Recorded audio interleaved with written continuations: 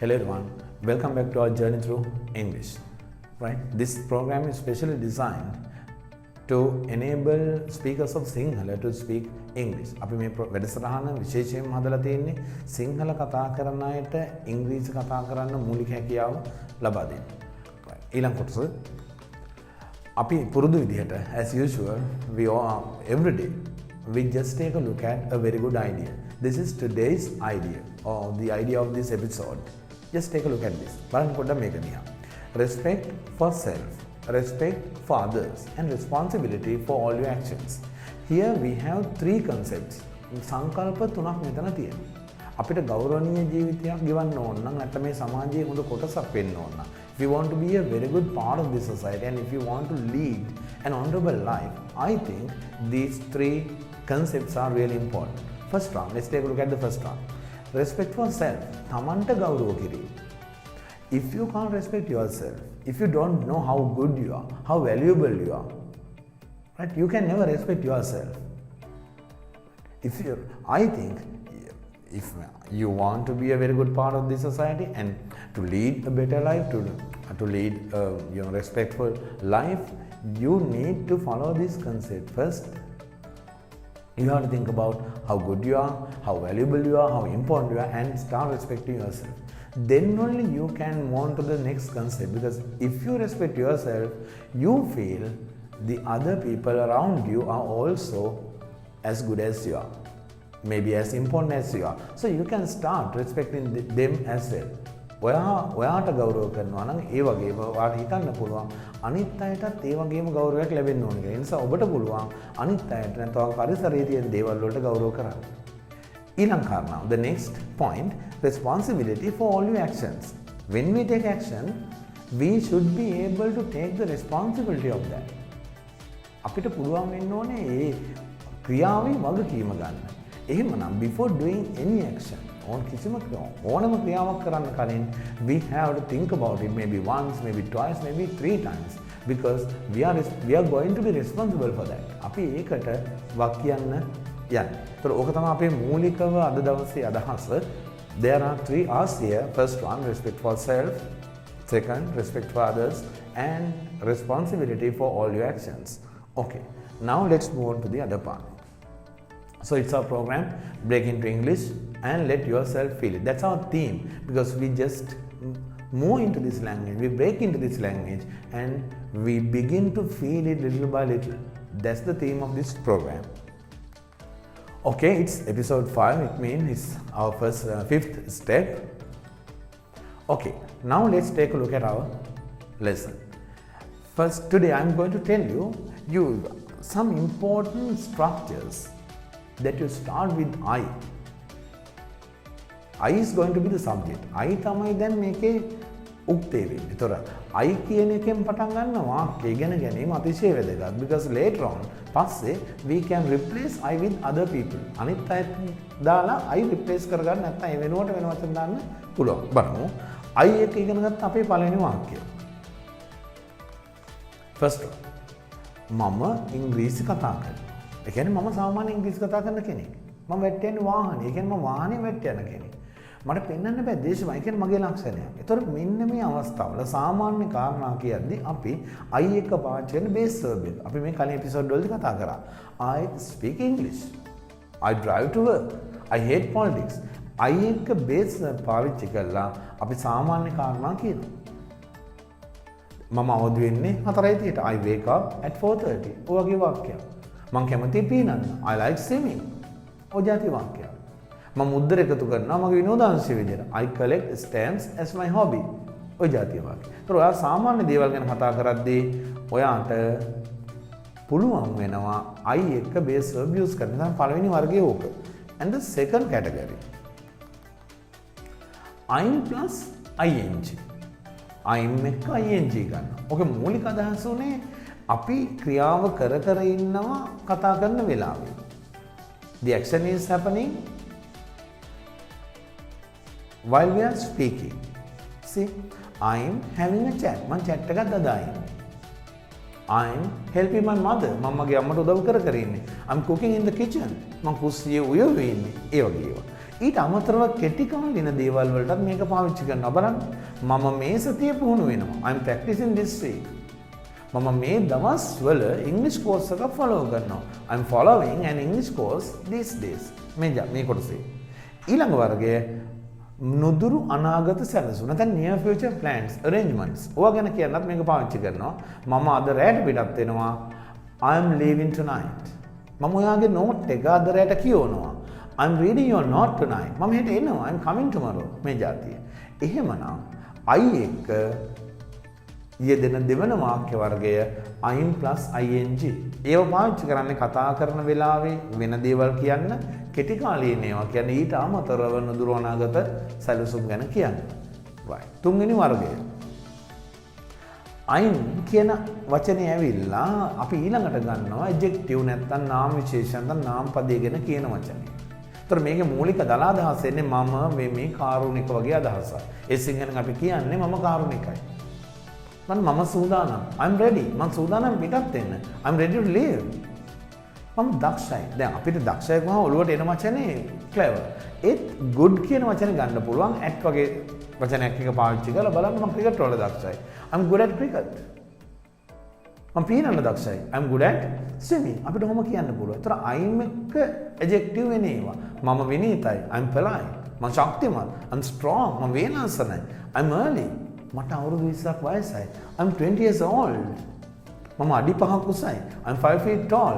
ඔය ඔක්කොම වාක්‍ය මේ වර්ගයට එකතු වෙනවා. එතකොට මේ ගැන වැඩි විස්තර, වැඩි උදාහරණ, වැඩිදුර සාකච්ඡාව අපේ සම්පූර්ණ පාඨමාලාව වලින් ඔබට ලබා ගන්න පුළුවන්. එහෙනම් පළවෙනි වර්ගයේ I එක base verb, දෙවෙනි වර්ගයේ I'm එක ing, තුන්වෙනි වර්ගයේ I'm එක adjective. දැන් මම එනවා හතරවෙනි වර්ගයට. I'm a member. මම වෙමි සමාජිකයෙක්. ඒ කියන්නේ මම වෙමි එක නාම පදයක් යෙදෙන අවස්ථාව. I'm a member. මම තමයි ජයග්‍රාහකයා. I'm the winner. මම සමන් ගියාලු. I'm someone's friend. වාට I'm එක noun එකට යන්න පුළුවන්. මම හොඳ පුද්ගලයෙක්. I'm a good person. මම ඔයාගේ partner. I'm your partner. අපිට එහෙම කියන්න පුළුවන්. මම තමයි මෙතන manager. I'm the manager here. I'm the manager here. මම ඔවුන්ගෙන් එක්කෙනෙක්. I'm one of them. මම ඔයා දන්න කෙනෙක්. I'm someone you know. I'm someone you know. I'm someone you know. අපිට ඔය විදිහට I'm එක noun ගන්න පුළුවන්. ඊළඟ වර්ගය. I'm එක prepositional phrase එක පාවිච්චි කරන්න පුළුවන්. බලන්න. මම පාරේ. I'm on the road. මම හන්දියේ. I'm at the junction. මම පෝල් එකේ. I'm in the pole. මම නිමල් එක. I'm with Nimal. I'm with Nimal. ඒ ආකාරයට මේකේ I'm එක prepositional phrase ඕන තරම් ගන්න පුළුවන්. ඊළඟට I'm එක adverbials නැත්නම් ක්‍රියා විශේෂණ. ඇත්තටම මේවට කියන්නේ adverbs of place. තැන ගැන කියන ක්‍රියා විශේෂණ පද. ඒව පාවිච්චි වෙනවා I'm එක බලන්න මම එතන. I'm there. මම උඩ තට්ටුවේ. I'm upstairs. මම ගෙදර. I'm home. ඔතන I'm at home කියලාත් කියනවා. I'm home කියලාත් කියන්න පුළුවන්. මම ආපසු ඇවිල්ලා I'm back. I'm back. එහෙනම් I'm එකේ යෙදෙන ඊළඟ වාක්‍ය වර්ගය මේක. දැන් මේ වන විට වාක්‍ය වර්ග පහක් තියෙනවා ඔබට. I'm base verb, I'm ing, I'm adjective, I'm noun, I'm prepositional phrase, and then I'm plus adverb of place. Next you use I plus have to indicate possession. අයිතිය ප්‍රකාශ කරන්න නැත්නම් අයිතිය දක්වන්න I එක have use කරන බලන්න. මට තියෙනවා කාලය. I have time. මට ඉන්නවා යාළුවෝ. I have friends. යතුරු මගේ ගාව. I have the key. දැන් මේ ඔක්කොටම I have use වෙනවා. මට ප්‍රශ්නයක් තියෙනවා. I have a problem. I have a problem. මට ඉන්නවා සහෝදරයෝ දෙන්නෙක්. I have two brothers. A file එක මයි ළඟ. I have that file. තර මට තියෙනවා ඉන්නවා මගේ ළඟ තියෙනවා කියන්න අපි I have use කරනවා. right. next one. අපි කලින් කිව්වා I have වෙනුවට ඔය අර්ථයෙන්ම have got ගන්න පුළුවන් කියලා. මේ උදාහරණ ටික බලන්න. මට කාලය තියෙනවා. I got time. මට ප්‍රශ්නයක් තියෙනවා. I got a problem. මට ගොඩක් වැඩ තියෙනවා. I got a lot of work. මට ගොඩක් වැඩ තියෙනවා කරන්න. I got a lot of work to do. මට ඉන්නවා යාළුවා. I got friends. මට ඉන්නවා සහෝදරියෝ 3 දෙනෙක්. I got 3 sisters. යතුරු මගේ ගාව. I got the key. I have the key කියන්න පුළුවන්. I got the key කියන්න පුළුවන්. bill එක මයි ගාව. I got the bill. I got the bill. මම receipt එක මයි ගාව. I got the receipt. So you can use these things when you try to speak. I have or I got. Next one. බාහිර බලපෑමක් නිසා ඔබට යම් දෙයක් කරන්න වෙලා තියෙනවා නම් අනිවාර්යෙන් කරන්න වෙනවා නම් ඉංග්‍රීසි වල ඒකට තියෙන පැටර්න් එක I have to. එහෙනම් මට යන්න වෙනවා, මට යන්න තියෙනවා, මට යන්න වෙලා තියෙන්නේ. ඔය ඔක්කොම අපි කියන I have to go. මට මේ ලියුම සයින් කරන්න වෙනවා. I have to sign this letter. මට මේ payment එක කරන්න වෙනවා. I have to make this payment. මට මේ බිල ගෙවන්න වෙනවා. I have to pay this bill. ඔය ආකාරයට අපිට ගන්න පුළුවන්. හැබැයි භාවිතයේදී have වෙනුවට I've got අරගෙන මට යන්න වෙනවා. I got to go කියලා කියනවා. ඒකත් කෙටි කරලා කියනවා සමහරට I got to go. I got to pay. මට මේ බිල ගෙවන්න I got to pay this bill. ඔන්න ඔය විදිහට මේක භාවිතයේදී got කියන තත්ත්වයට එනවා. හැබැයි සමහර වෙලාවට I've got a කියන එකත් got කියලා කියනවා. කෙනෙක් කියයි I got a problem කියලා. එතකොට ඒකෙන් කියවෙන්නේ I've got a problem. එහෙම නැත්නම් got to. right? මට මේක කරන්න වෙනවා. I got to do this. I got to do this. එහෙනම් බාහිර බලපෑමක් නිසා ඔබට යම් දෙයක් කරන්න වෙනවා නම් ඔබට මේ රටාවලට යන්න පුළුවන්. right? මට මේක කරන්න වෙනවා. I have to do this. I got to do this. I got to do this. ඒ විදිහට. ඊළඟට I එක්ක එන වාක්‍ය වර්ගය තමයි I can.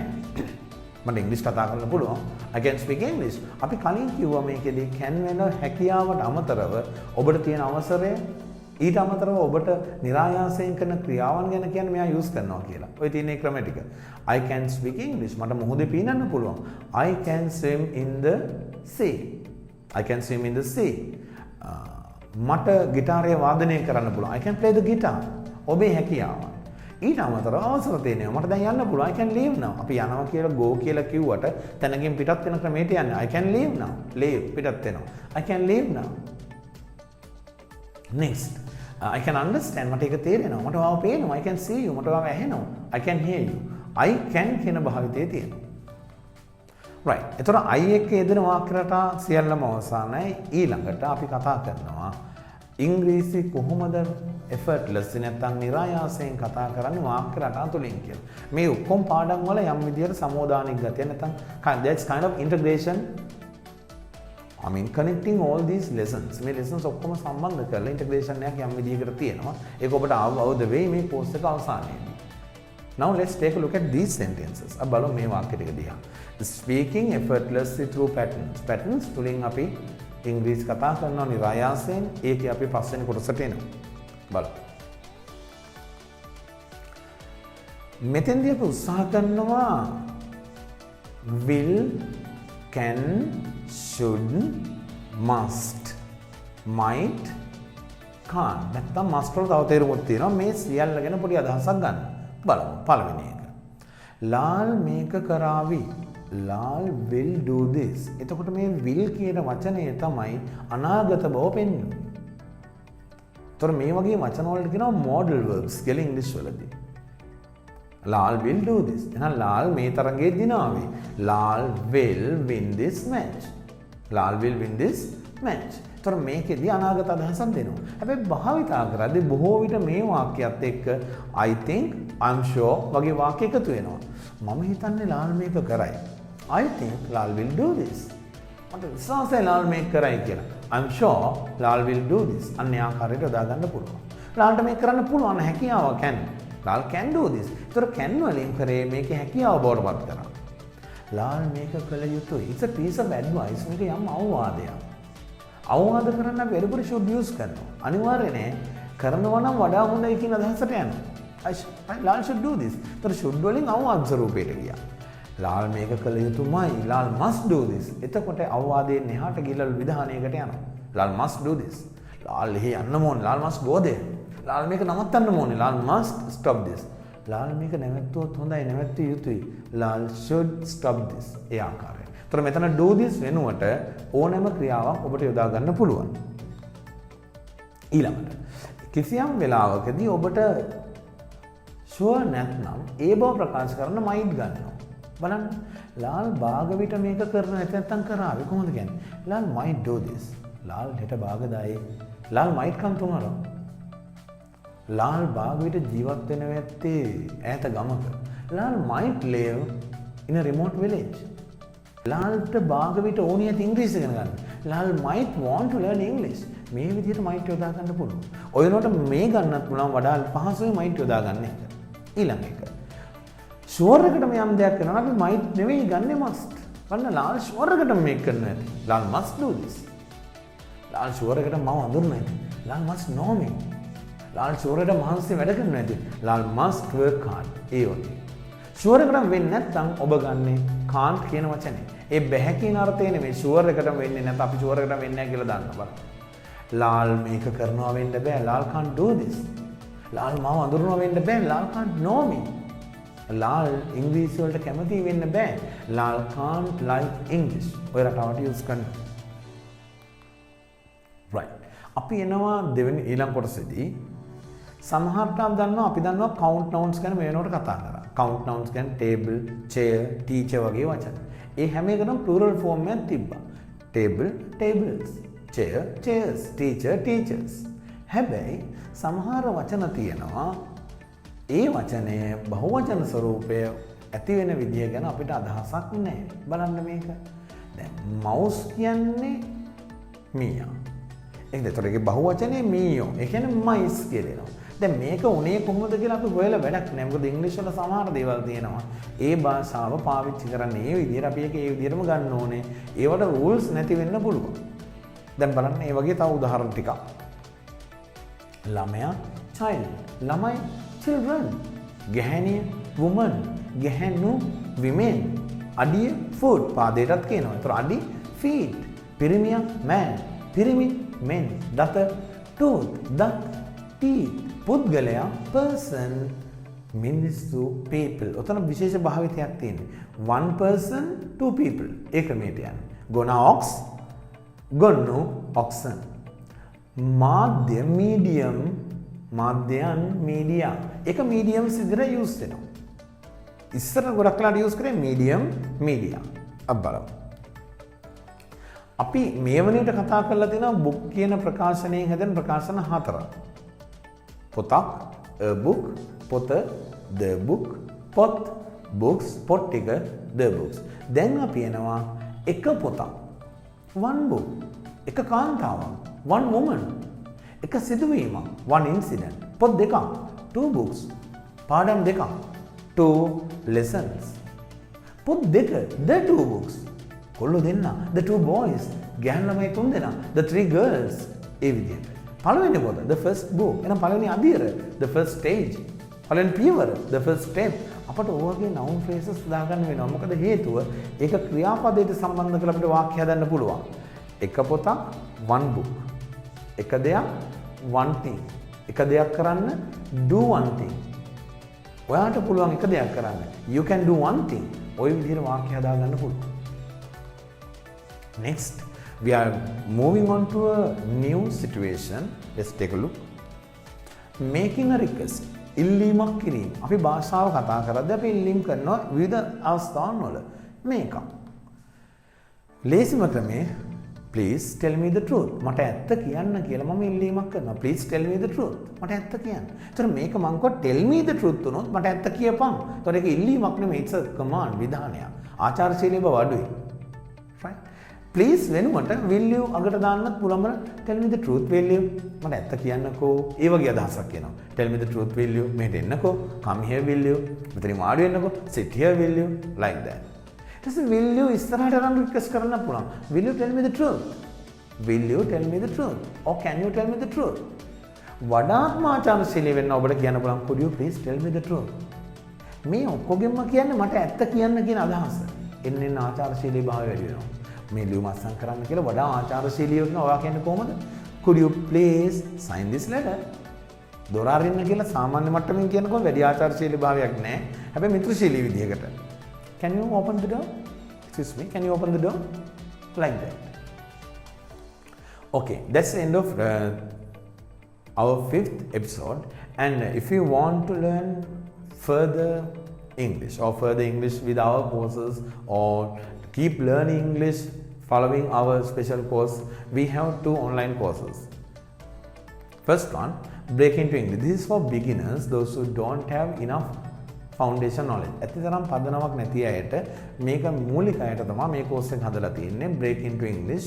ඒතර මේක ඔබට අයදුම් කරන්න ඕන නම් BIE කියලා type කරලා ඔයාගේ නමත් type කරලා මේ තියෙන number එකට SMS එකක් එවුවම අපි ඔයාලට කතා කරලා අපි course එකට date එකක් දෙනවා.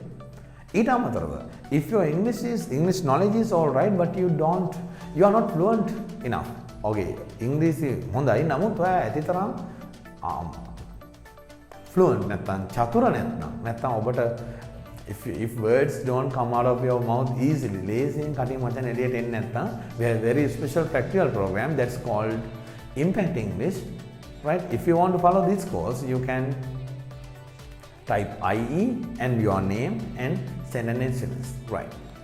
Okay, thanks for watching. That's the end.